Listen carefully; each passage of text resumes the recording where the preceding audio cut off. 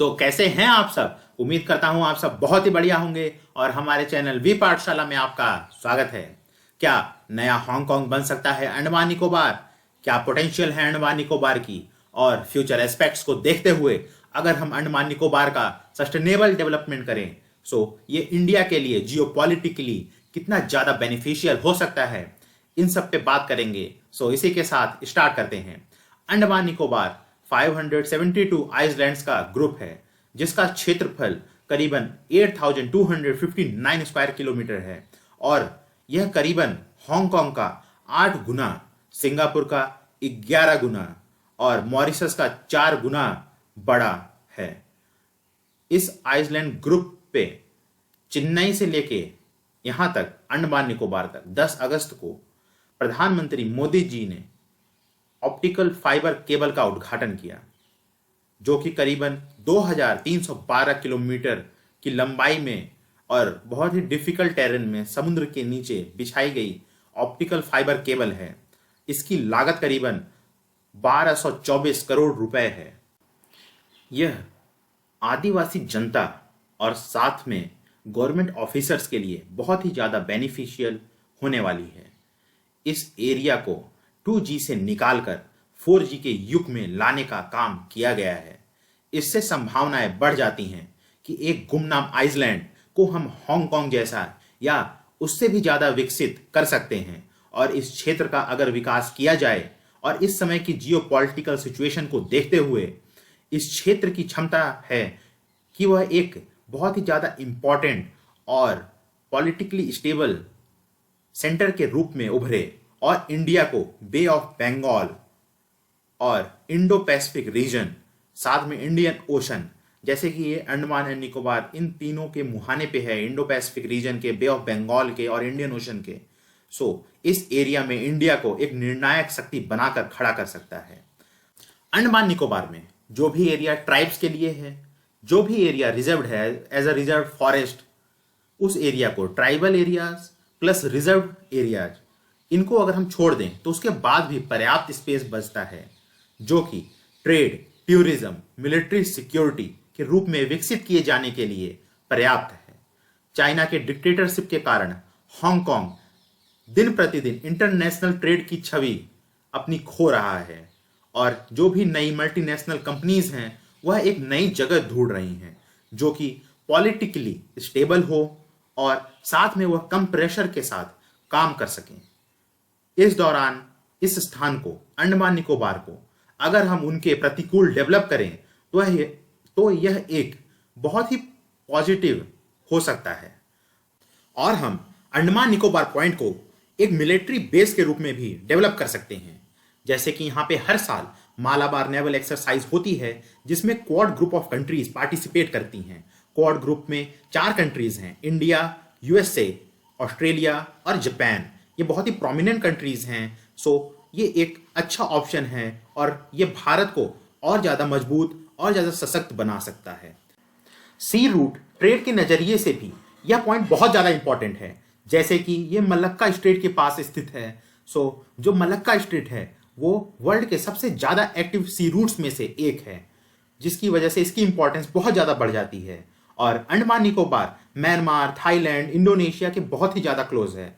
जो इस इंडिया का सदर्न मोस्ट पॉइंट है, इंदिरा पॉइंट, वहाँ से तो सुमात्रा की डिस्टेंस सिर्फ 145 किलोमीटर्स है, जिससे इसकी इंपॉर्टेंस ईस्ट एशियन कंट्रीज के कनेक्शन को लेके बहुत ही ज़्यादा बढ़ जाती है और ये बहुत ही ज़्यादा इंपॉर्टेंट रोल प्ले कर सकता है। और इस एरिया की इंपॉर्टेंस और इस एरिया की सी रूट ट्रेड के नज़रिए से इंपॉर्टेंस आप इसी से पता लगा सकते हैं। 1/4 ऑयल टैंकर जो कि पास होते हैं वर्ल्ड में, जो भी 1/4 ऑयल टैंकर हैं वो इसी रूट से, स्ट्रेट ऑफ मलक्का से ही पास होते हैं। और उसके जस्ट बगल में अंडमान निकोबार है। चाइना का 80% ऑयल यहाँ से पास होता है, 68% ऑयल जापान का यहाँ से पास होता है और अफ्रीका से जो भी रॉ मटेरियल चाइना के लिए जाता है वो यहीं से होकर गुजरता है, जिससे यहाँ की इंपॉर्टेंस सी रूट ट्रेड के पर्पज से बहुत ही ज़्यादा प्रोमिनेंट है। उसके बाद इंडिया अगर यहाँ पे मिलिट्री बिल्डअप करता है, अगर मिलिट्री कैपेसिटी को बढ़ाता है तो ये हेल्प करेगा चाइना को काउंटर करने में, क्योंकि इससे थोड़ी दूर पे स्थित साउथ चाइना सी में चाइना का बहुत ही ज़्यादा दबदबा है और उसको काउंटर करने के लिए हमें इसे मिलिट्री बेस के रूप में डेवलप करना बहुत ही ज़्यादा इंपॉर्टेंट है। अमेरिका इसके इंपॉर्टेंस को बहुत ही ज़्यादा प्रियोरिटी देता है, जिसकी वजह से जब भी यहाँ पे नेवल एक्सरसाइजेज होती हैं उसमें एयरक्राफ्ट कैरियर्स, फाइटिंग शिप्स सबको वो तैनात करता है और उनसे एक्सरसाइज करवाता है ताकि वो इस एरिया में कभी भी कोई भी स्थिति में हमेशा तैयार रहें किसी भी सिचुएशन को हैंडल करने के लिए। क्वाड कंट्रीज में अभी जो ये मालाबार एक्सरसाइज होती है उसमें ऑस्ट्रेलिया पिछले कुछ टाइम से 2007 से पार्टिसिपेट नहीं कर रहा था। उसका रीज़न ये था कि वो चाइना के दबाव के कारण पीछे हट जा रहा था। बट अभी कोरोना वायरस के बाद से हम देख रहे हैं कि ऑस्ट्रेलिया जो है वो चाइना के खिलाफ बढ़ चढ़ के पार्टिसिपेट कर रहा है और वो उनके खिलाफ आवाज़ उठा रहा है और उनके अगेंस्ट अमेरिका को सपोर्ट कर रहा है। ऐसा देखते हुए ये अनुमान लगाया जा सकता है कि अब आगे से, और इस बार भी बात हो रही है 2020 में कि ऑस्ट्रेलिया भी पार्टिसिपेट कर सकता है।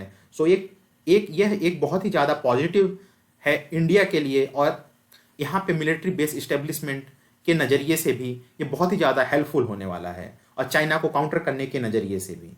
अंडमान निकोबार में ऑप्टिकल फाइबर केबल पहुँचने से यहाँ पे जो भी पुराने एयरपोर्ट्स हैं उनका रिन्यूएशन, नए एयरपोर्ट्स बनना और साथ में बैंकिंग, टेलीकम्युनिकेशन के जो भी सिस्टम है उनका आधुनिकीकरण होना और इन सब के साथ जो भी एरियाज, जो भी शेड्यूल्ड ट्राइब एरियाज जो कि अभी तक डेवलप नहीं हुई हैं अच्छे से, उन आइलैंड्स को, उन एरियाज को अच्छे से डेवलपमेंट की संभावनाएं बढ़ जाती हैं और साथ में संभावना बढ़ जाती है यहाँ पे टूरिज्म बहुत ही ज़्यादा और विकसित होने की और बहुत ही ज़्यादा और डेवलप होने की, जो कि यहाँ की इकोनॉमी के लिए बहुत ही ज़्यादा इम्पॉर्टेंट है।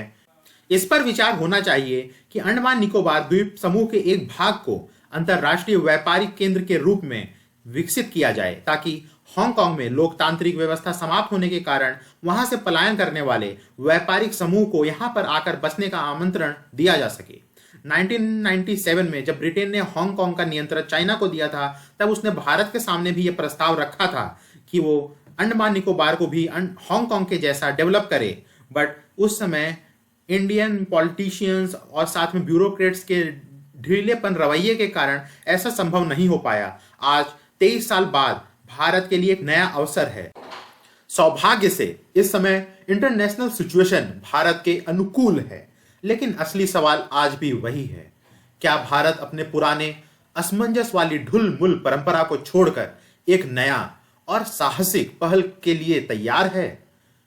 आप लोग अपने विचार कमेंट सेक्शन में बताइए और इस वीडियो को ज्यादा से ज्यादा लाइक करें, शेयर करें और हमारे चैनल को वी पाठशाला को सब्सक्राइब करें। उम्मीद करता हूं आपको यह वीडियो पसंद आई होगी।